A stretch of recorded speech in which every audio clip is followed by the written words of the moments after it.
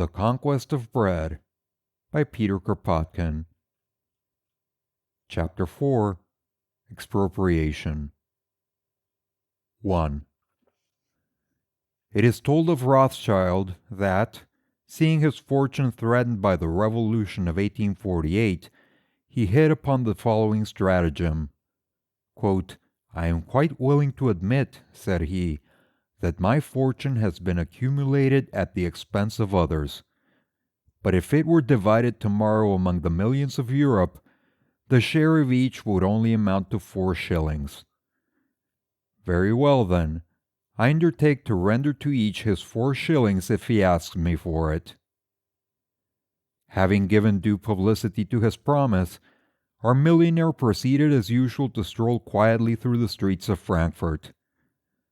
3 or 4 passers-by asked for their 4 shillings, which he disbursed with a sardonic smile. His stratagem succeeded, and the family of the millionaire is still in possession of its wealth. It is in much the same fashion that the shrewder heads among the middle classes reason when they say, quote, expropriation, I know what that means. You take all the overcoats and lay them in a heap, and everyone is free to help himself and fight for the best. But such jests are irrelevant as well as flippant. What we want is not a redistribution of overcoats, although it may be said that even in such a case, the shivering folk would see advantage in it. Nor do we want to divide up the wealth of the Rothschilds. What we do want is so to arrange things that every human being born into the world shall be ensured the opportunity, in the first instance, of learning some useful occupation and of becoming skilled in it. And next, that he shall be free to work at his trade without asking leave of master or owner, and without handing over to landlord or capitalist the lion's share of what he produces. As to the wealth held by the Rothschilds or the Vanderbilts, it will serve us to organize our system of communal production. The day when the laborer may till the ground without paying away half of what he produces, the day when the machines necessary to prepare the soil for rich harvests are at the free disposal of the cultivators, the day when the worker in the factory produces for the community and not the monopolist, that day will see the workers clothed and fed, and there will be no more Rothschilds or other exploiters. No one will then have to sell his working power for a wage that only represents a fraction of what he produces. Quote, "So far so good," say our critics, "but you will have Rothschilds coming in from the outside. How are you to prevent a person from amassing millions in China and then settling amongst you? How are you going to prevent such a one from surrounding himself with lackeys and wage slaves, from exploiting them and enriching himself at their expense? You cannot bring about a revolution all over the world at the same time. Well then, are you going to establish custom houses on your frontiers to search all who enter your country and confiscate the money they bring with them? Anarchist policemen firing on travelers would be a fine spectacle." But at the root of this argument there is a great error. Those who propound it have never paused to inquire whence come the fortunes of the rich. A little thought would, however, suffice to show them that these fortunes have their beginnings in the poverty of the poor. When there are no longer any destitute, there will be no longer any rich to exploit them. Let us glance for a moment at the Middle Ages, when great fortunes began to spring up. A feudal baron seizes on a fertile valley, but as long as the fertile valley is empty of folk, our baron is not rich. His land brings him in nothing. He might as well possess a property on the moon. What does our baron do to enrich himself? He looks out for peasants, for poor peasants. If every peasant farmer had a piece of land, free from rent and taxes, if he had in addition the tools and the stock necessary for farm labor, who would plow the lands of the baron? everyone would look after his own. But there are thousands of destitute persons ruined by wars or drought or pestilence. They have neither horse nor plow. Parenthesis, iron was very costly in the Middle Ages, and the draft horse still more so. All these destitute creatures are trying to better their condition. One day they see on the road at the confines of our baron's estate a notice board indicating by certain signs adapted to their comprehension that the laborer who is willing to settle on his estate will receive the tools and materials to build his cottage and sow his fields, and a portion of land rent-free for a certain number of years. The number of years is represented by so many crosses on the signboard, and the peasant understands the meaning of those crosses. So the poor wretches come to settle on the baron's lands. They make roads, drain the marshes, build villages. In 9 or 10 years, the baron begins to tax them. 5 years later, he increases the rent. Then he doubles it, and the peasant accepts these new conditions because he cannot find better ones elsewhere. Little by little, with the aid of laws made by the barons, the poverty of the peasant becomes the source of the landlord's wealth. And it is not only the lord of the manor who preys upon him. A whole host of usurers swoop down upon the villages, multiplying as the wretchedness of the peasants increases. That is how these things happened in the Middle Ages. And today, is it not still the same thing? If there were free lands which the peasant could cultivate if he pleased, would he pay £50 to some, quote, shabble of a duke for condescending to sell him a scrap? Would he burden himself with a lease which absorbed a third of the produce? Would he, on the métayer system, consent to give half of his harvest to the landowner? But he has nothing. So he will accept any conditions if only he can keep body and soul together while he tills the soil and enriches the landlord. So in the 19th century, just as in the Middle Ages, the poverty of the peasant is a source of wealth to the landed proprietor. 2. The landlord owes his riches to the poverty of the peasants, and the wealth of the capitalist comes from the same source. Take the case of a citizen of the middle class who somehow or other finds himself in possession of £20,000.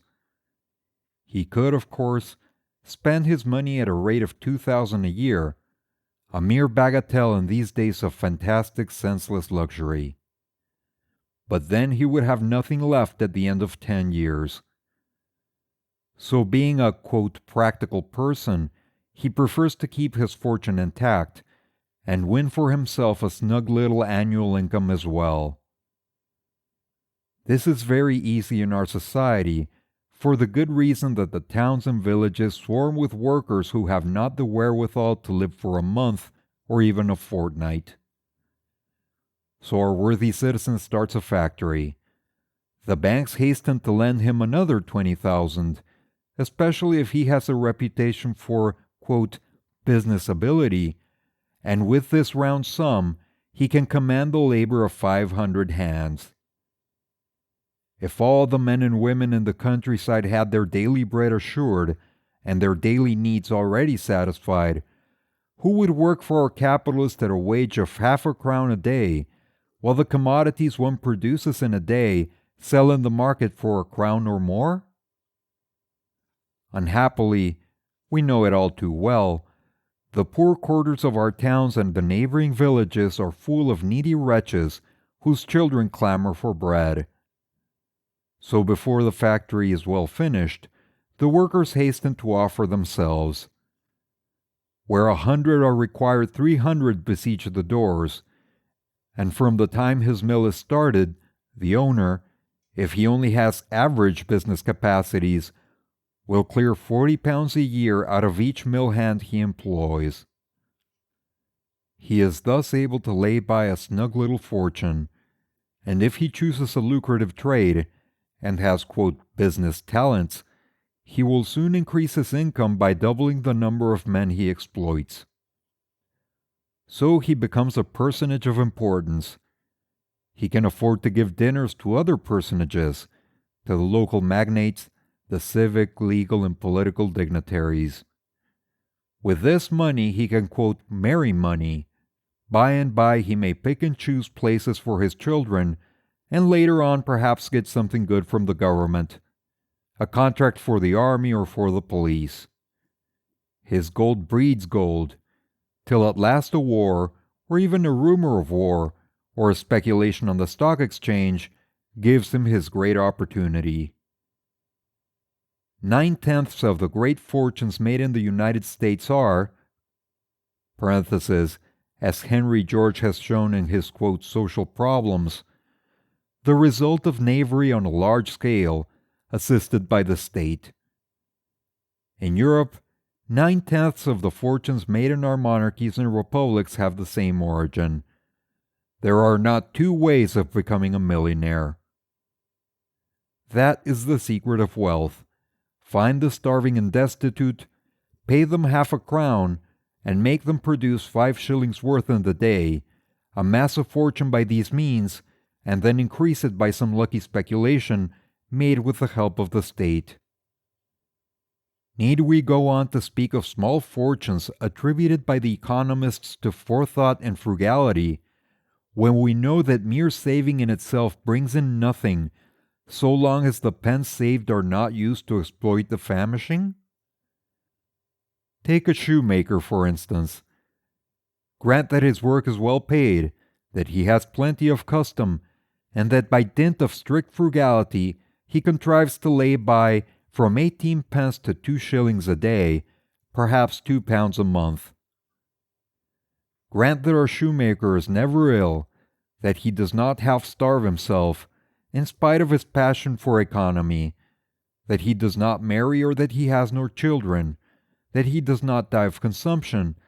Suppose anything and everything you please. Well, at the age of 50, he will not have scraped together £800, and he will not have enough to live on during his old age when he is past work. Assuredly, this is not how fortunes are made. But suppose our shoemaker, as soon as he has laid by a few pence, thriftily conveys them to the savings bank, and that the savings bank lends them to the capitalist who is just about to, quote, employ labor, i.e., to exploit the poor. Then our shoemaker takes an apprentice, the child of some poor wretch, who will think himself lucky if in 5 years' time his son has learned the trade and is able to earn his living. Meanwhile, our shoemaker does not lose by him, and if trade is brisk, he soon takes a second and then a third apprentice.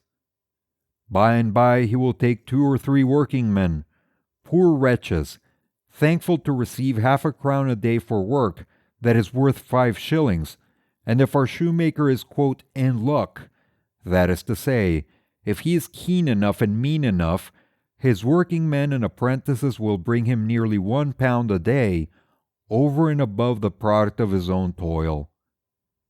He can then enlarge his business. He will gradually become rich, and no longer have any need to stint himself in the necessaries of life. He will leave a snug little fortune to his son. That is what people call, quote, being economical and having frugal, temperate habits. At bottom, it is nothing more nor less than grinding the face of the poor. Commerce seems an exception to this rule. Quote, such a man, we are told, buys tea in China, brings it to France, and realizes a profit of 30% on his original outlay. He has exploited nobody. Nevertheless, the case is quite similar. If our merchant had carried his bales on his back, well and good. In early medieval times, that was exactly how foreign trade was conducted, and so no one reached such giddy heights of fortune as in our days. Very few and very hardly earned were the gold coins which the medieval merchant gained from a long and dangerous voyage. It was less the love of money than the thirst of travel and adventure that inspired his undertakings.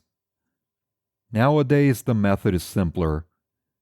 A merchant who has some capital need not stir from his desk to become wealthy. He telegraphs to an agent, telling him to buy 100 tons of tea. He frays a ship, and in a few weeks, in 3 months if it is a sailing ship, the vessels bring him his cargo. He does not even take the risks of the voyage, for his tea and his vessel are insured, and if he has expended 4,000 pounds, he will receive more than 5 or 6,000. That is to say, if he has not attempted to speculate in some novel commodities, in which case he runs a chance of either doubling his fortune or losing it altogether. Now, how could he find men willing to cross the sea, to travel to China and back, to endure hardship and slavish toil, and to risk their lives for a miserable pittance? How could he find dock laborers willing to load and unload his ships for, quote, starvation wages? How? Because they are needy and starving. Go to the seaports, visit the cook shops and taverns on the quays, and look at those men who have come to hire themselves, crowding round the dock gates, which they besiege from early dawn, hoping to be allowed to work on the vessels. Look at those sailors, happy to be hired for a long voyage, after weeks and months of waiting. All their lives long they have gone to sea in ships, and they will sail in others still, until they have perished in the waves. Enter their homes, look at their wives and children in rags, living one knows not how till the father's return, and you will have the answer to the question. Multiply examples. Choose them where you will. Consider the origin of all fortunes, large or small, whether arising out of commerce, finance, manufacture, or the land. Everywhere you will find that the wealth of the wealthy springs from the poverty of the poor. This is why an anarchist society need not fear the advent of a Rothschild who would settle in its midst. If every member of the community knows that after a few hours of productive toil, he will have a right to all the pleasures that civilization procures, and to those deeper sources of enjoyment which art and science offer to all who seek them, he will not sell his strength for a starvation wage. No one will volunteer to work for the enrichment of your Rothschild. His golden guineas will be only so many pieces of metal, useful for various purposes, but incapable of breeding more. In answering the above objection, we have at the same time indicated the scope of expropriation. It must apply to everything that enables any man, be he financier, mill owner, or landlord, to appropriate the product of others' toil. Our formula is simple and comprehensive. We do not want to rob anyone of his coat, but we wish to give back to the workers all those things the lack of which makes them an easy prey to the exploiter, and we will do our utmost that none shall lack aught, that not a single man shall be forced to sell the strength of his right arm to obtain a bare subsistence for himself and his babes. This is what we mean when we talk of expropriation.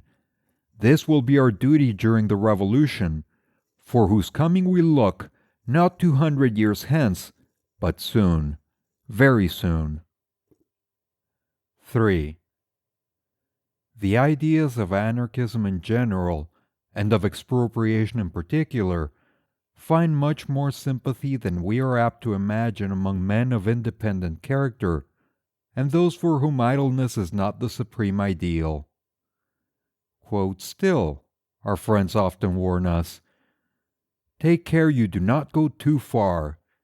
Humanity cannot be changed in a day, so do not be in too great a hurry with your schemes of expropriation and anarchy, or you will be in danger of achieving no permanent result." Now, What we fear in regard to expropriation is exactly the contrary. We are afraid of not going far enough, of carrying out expropriation on too small a scale to be lasting.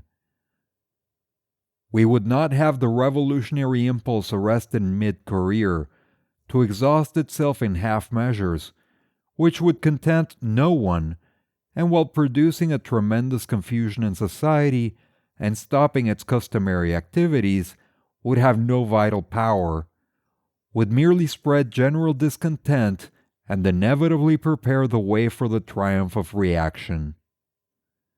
There are, in fact, in a modern state, established relations which it is practically impossible to modify if one attacks them only in detail. There are wheels within wheels in our economic organization. The machinery is so complex and interdependent that no one part can be modified without disturbing the whole. This becomes clear as soon as any attempt is made to expropriate anything. Let us suppose that in a certain country a limited form of expropriation is effected. For example, that, as it has been suggested more than once, only the property of the great landlords is socialized, while the factories are left untouched. Or that, in a certain city, house property is taken over by the commune, but everything else is left to private ownership. Or that, in some manufacturing center, the factories are communalized, but the land is not interfered with. The same result would follow in each case: a terrible shattering of the industrial system, without the means of reorganizing it on new lines. Industry and finance would be at a deadlock, yet a return to the first principles of justice would not have been achieved, and society would find itself powerless to construct a harmonious whole. If agriculture were freed from great landowners, while industry still remained the bondslave of the capitalist, the merchant, and the banker, nothing would be accomplished. The peasant suffers today not only in having to pay rent to the landlord.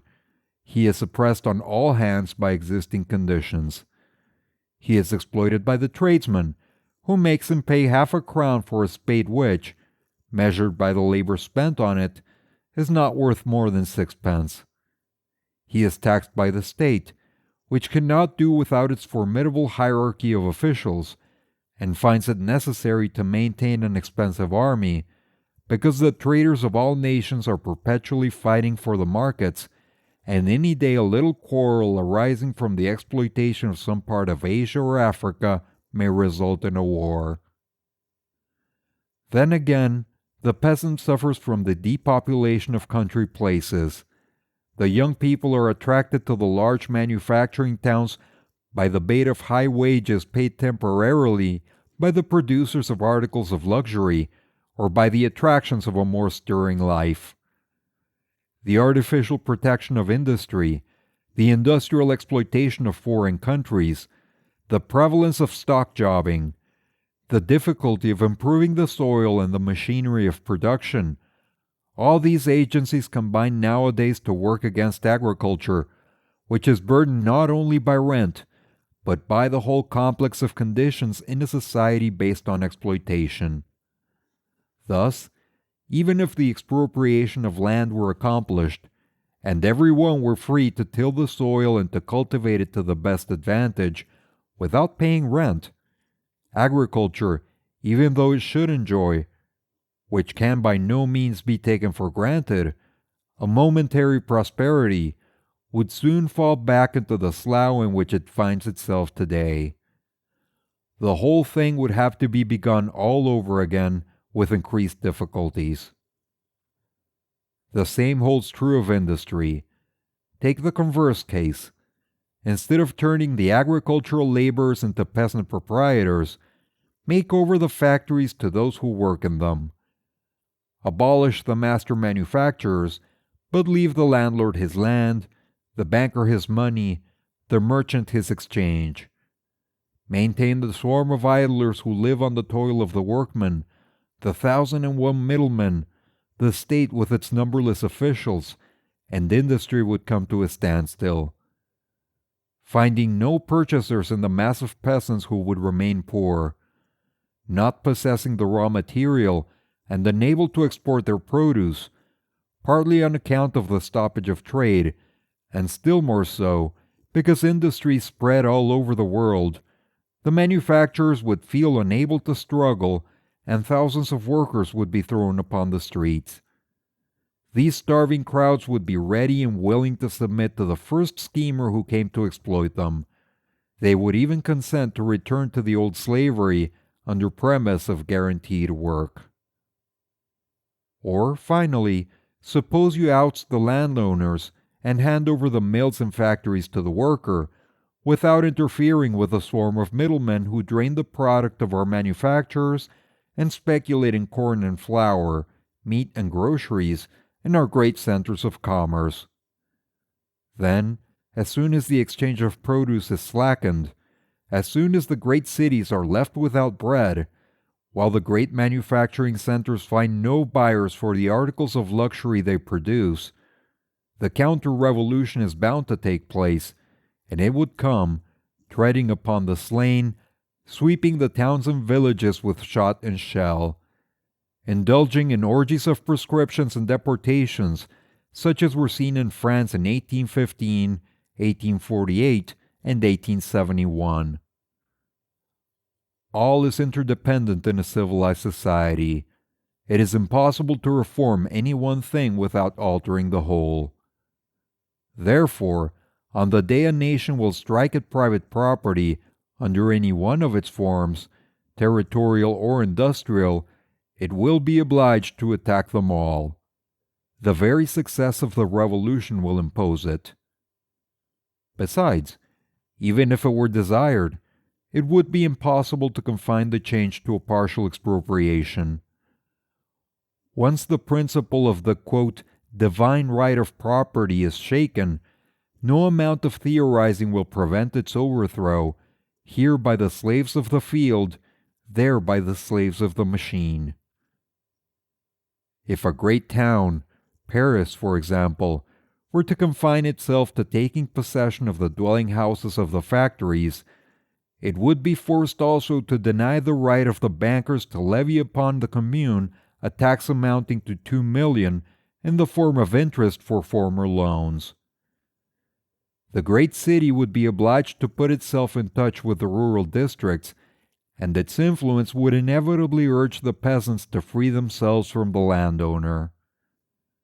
It would be necessary to communalize the railways, that the citizens might get food and work, and lastly, to prevent the waste of supplies, and to guard against the trusts of corn speculators, like those to whom the Paris Commune of 1793 fell a prey.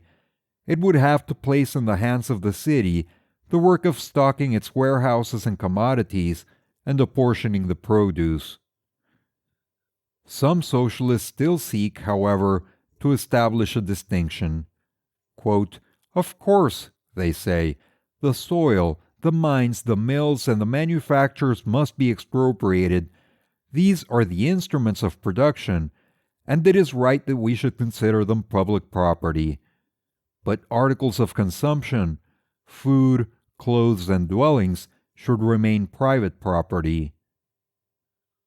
Popular common sense has got the better of this public distinction.